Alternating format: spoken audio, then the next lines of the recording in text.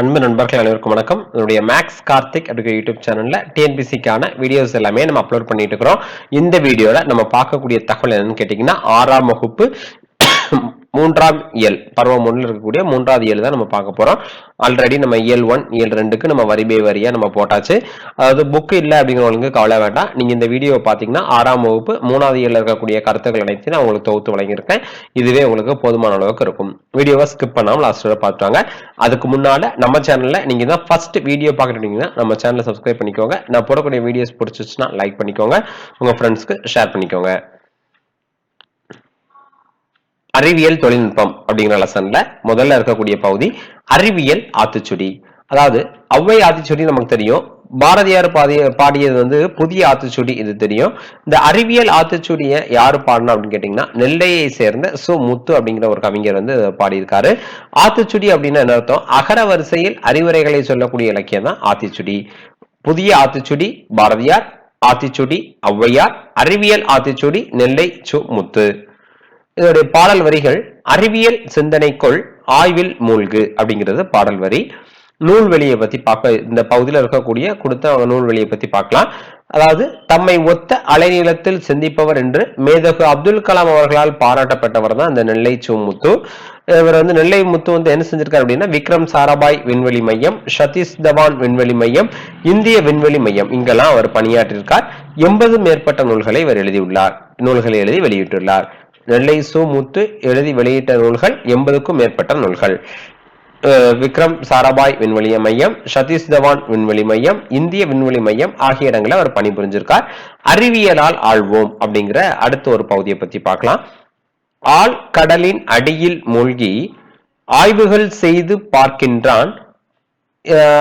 ஆசிரியர் குழுவால் உருவாக்கப்பட்டது. இவங்க தான் பாடினாங்க அப்படின்னு சொல்லி இல்ல. அறிவியலால் ஆழ்வோம் அப்படிங்கிற செயல் பகுதி வந்து ஆசிரியர் குழு பலரால் உருவாக்கப்பட்டது. வானை அளப்போம், கடல் மீனை அளப்போம், சந்திர மண்டலத்தில் கண்டு தெளிவோம், சந்தி திருவிருக்கம் சாத்திரம் கற்போம். இந்த ஓம், கற்போம், அளப்போம் இது போல இருந்துச்சு அப்படின்னா இந்த பாடலுடைய பாடல் வந்து பாரதியார். கணியனின் நண்பன். ரோபோ அப்படிங்கிற சொல்ல முதல்ல 1920 வந்து பயன்படுத்தியவர் யாரு கேட்டீங்கன்னா காரல் கபக். இவர் செக் நாட்டை சேர்ந்த ஒரு நாடக ஆசிரியர். ரோபோ அப்படிங்கிற வார்த்தைக்கு என்ன பொருள் அப்படின்னா அடிமை. மனித முயற்சிகளுக்கு மாற்றாக தானே இயங்கும் எந்திரம் தான் தானியங்கி ஆகும். தானியங்கி தோற்றத்தில் மனிதர் போல் இல்லாமலும் இருக்கலாம், ஆனால் மனிதர்களைப் போல செயல்களை நிறைவேற்றும் என்று பிரிட்டானிக்கா கலைக்களஞ்சியம் தானியங்களுக்கு விளக்கம் தெரியாது. பிரிட்டானியா என்சைக்ளோபீடியா அப்படின்னு சொல்லுவோம்.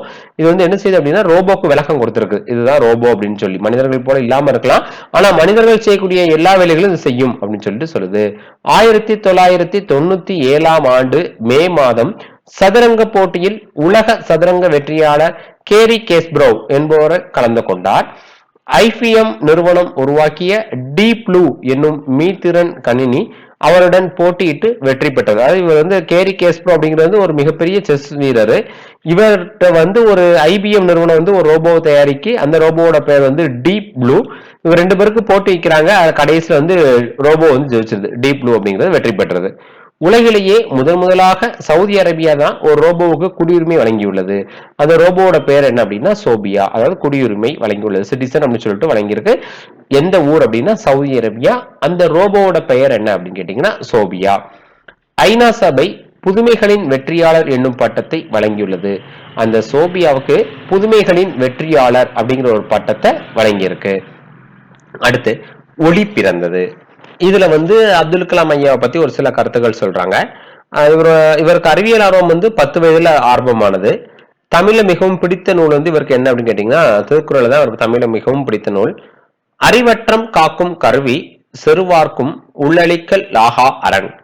இந்த திருக்குறளுக்கு இணங்க இவருடைய வாழ்க்கையை வந்து அவருக்கு வலு சேர்த்தது. இந்த திருக்குறள் தான் அப்துல் கலாமோட வாழ்வுக்கு வலு சேர்த்த திருக்குறள்.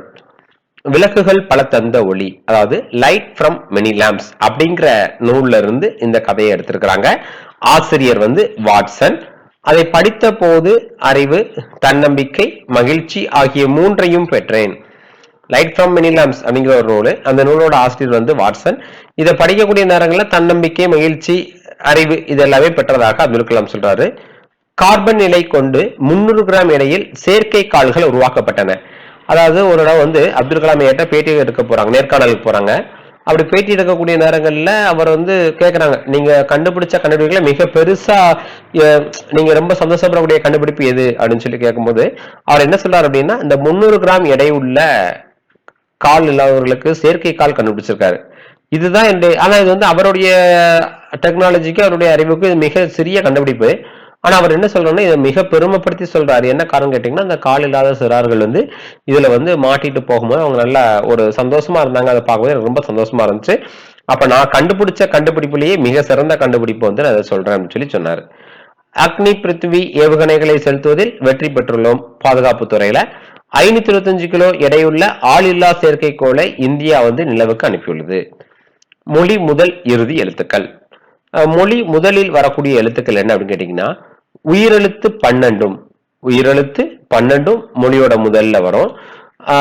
க ச த நாம ப வரிசையில் வரக்கூடிய எல்லா எழுத்தும் மொழியின் முதலில் வரும். ஞ ஞ யா வா இந்த வரிசையில் சில எழுத்துக்கள் மட்டுமே முதலில் வரும். ஞ வரிசையில் ஞ மட்டும் வரும். ஞ வரிசையில் ஞ ஞ ஞ ஞோ ஆகிய 4 எழுத்துக்கள் மட்டுமே வரும். அதாவது எந்தெந்த வரிசையில எந்த எழுத்துக்கள் வரும் அப்படின்னு சொல்லி நம்ம பார்த்துக்கணும். யா வரிசையில் யா யா யு யூ யோ யவ் ஆகிய 6 எழுத்துக்கள் வரும். ஞா வரிசையில் 4 எழுத்துக்கள், யா வரிசையில் 6 எழுத்துக்கள். ரொம்ப ரொம்ப முக்கியம், பார்த்து வச்சுக்கோங்க. வா வரிசையில் 7 எழுத்துக்கள்.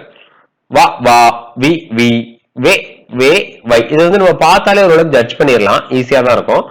முதல்ல வராத எழுத்துக்கள் அது மெய் எழுத்து. அதாவது புள்ளி வச்ச எழுத்து 18 எழுத்துக்களுமே ஒரு வார்த்தையில முதல்ல வராது. டா நா ரா லா லா ல ரா நா ஆகிய 8 எழுத்துக்களின் வரிசையில் ஓர் எழுத்து கூட சொல்லின் முதலில் வராது. அதாவது இந்த 8 எழுத்துக்கள்ல வரக்கூடிய வரிசை, அந்த வரிசையில் வரக்கூடிய டா டா டி டி டு டு இல்ல நா நா நீ நீ ரா ரா ரி ரி இதுல வரக்கூடிய எழுத்துக்கள் எதுவுமே முதல்ல வராது அப்படின்னு சொல்லி சொல்றாங்க. ஆயுத எழுத்தும் வராது.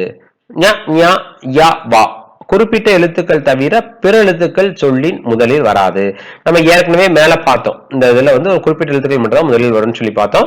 அந்த குறிப்பிட்ட எழுத்துக்கள் மட்டும் தான் வரும், மீதி உள்ள எழுத்துக்கள் வந்து முதல்ல வராது அப்படின்னு சொல்றாங்க. டமாரம், ரம்பம், லண்டன், பிரான்ஸ், டென்மார்க் இது எல்லாமே பிற மொழி சொற்கள். இப்ப பிற மொழி சொற்கள் அல்லாத தேர்ந்தெடுக்க அப்படின்னு சொல்லி கொடுப்பாங்க. அப்ப இதெல்லாம் நம்ம பார்த்துக்கணும். டமாரம், ரம்பம், லண்டன், பிரான்ஸ், டென்மார்க்.